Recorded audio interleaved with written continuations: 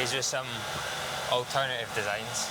I mean, that's taken from a map, isn't it? Yeah, that's actually which north is of Glasgow. like, you know, a mountainous region, Yeah. which I really love this design. Yeah. So yeah, 2025, on one hand, 2025 for MK Whistles has been super exciting. We've come up with an F chameleon, we've slightly tweaked the D chameleon, we've redesigned the box that comes in, and we've also got a bunch of other exciting stuff in the pipeline, like a case for multiple whistles at one time, which Jamie's been working on, which is really super exciting as well.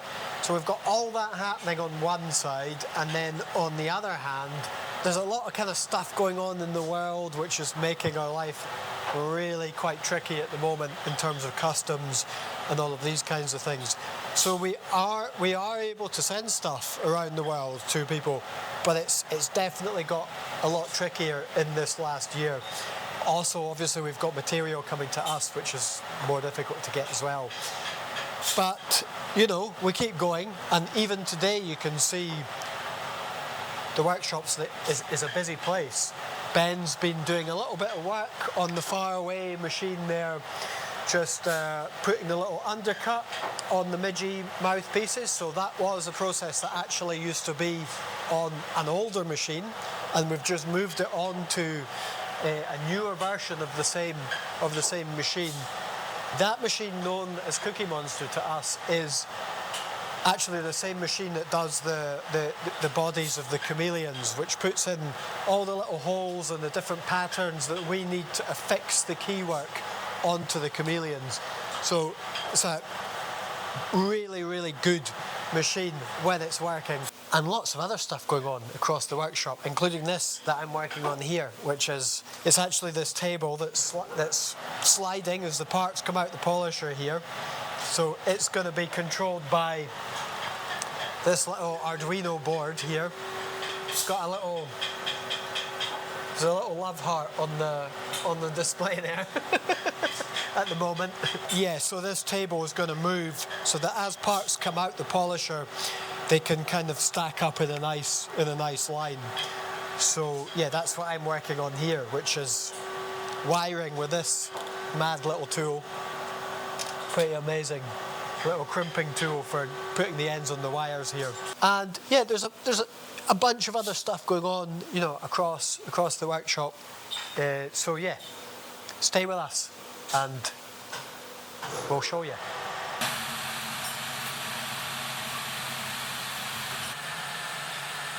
Yeah, Jamie, so I'm really liking this. I think it's nice that this is specific to like a set of whistles, and I think, you know, that's brilliant. I think the strips between each one, I kind of feel that they might be superfluous. Yeah, not necessarily needed. Yeah. I think it would just be a case of creating something that has the possibility to hold a range of whistles, but is easy enough to manufacture as needed and as required. Yeah, so you think that we could actually get rid of I think so. I think so. These sections here, just because they seem a bit, well, they're going to be difficult to support them, aren't they? Yeah, no, definitely. And also, how much support do they actually, you know, apply versus something that grips at either end might then open up possibilities in terms of like structurally making it better, and also options for the outside and the window that you can see through and see the whistle. Yeah, because we want that grip as we close the case, don't Definitely. we? So they don't just drop out. And it'll clamshell from both sides. Clamshell from both sides, so it's like, the idea is up to there. This is brilliant. I think we should keep going with this. But the other thing I think maybe we want to have is a more universal layout where it's not specific to a particular set of whistles.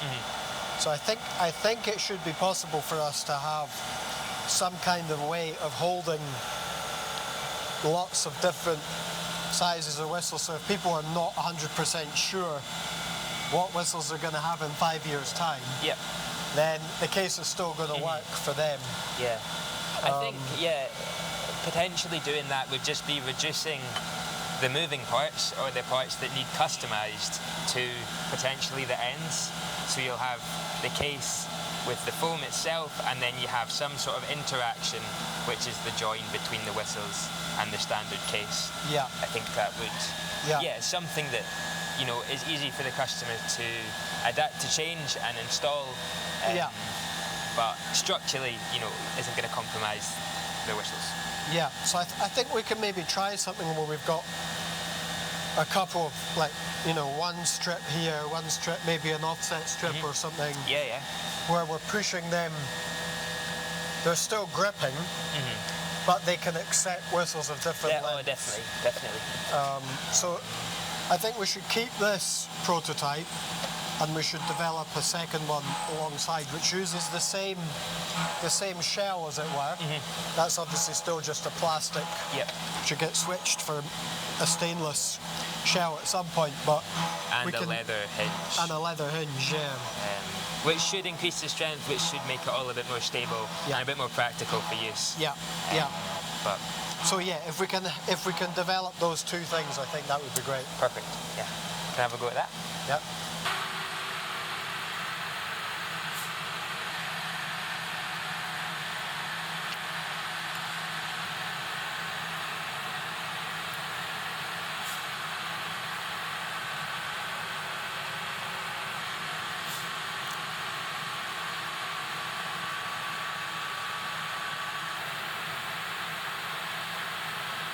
So what we're doing here is we're going to take a wee skim off the top of this part just to flatten it off to prepare it for the next machine. So it would go from here down to Ernie over there, which is what shapes the mouthpiece. So this is just the first step in it, and we've discovered that by taking that skim off and leaving a nice flat surface, we get a much nicer finish on the part after it's anodized. We load it in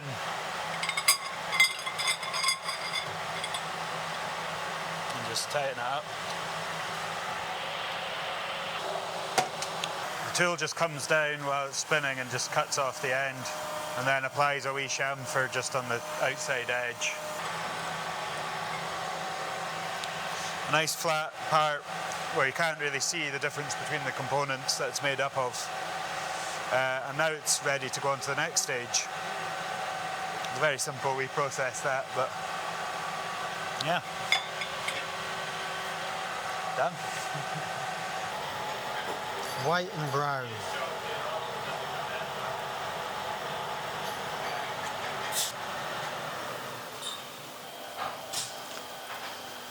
These are some alternative designs where you've got, that was an original. Yeah, I'll get you over there.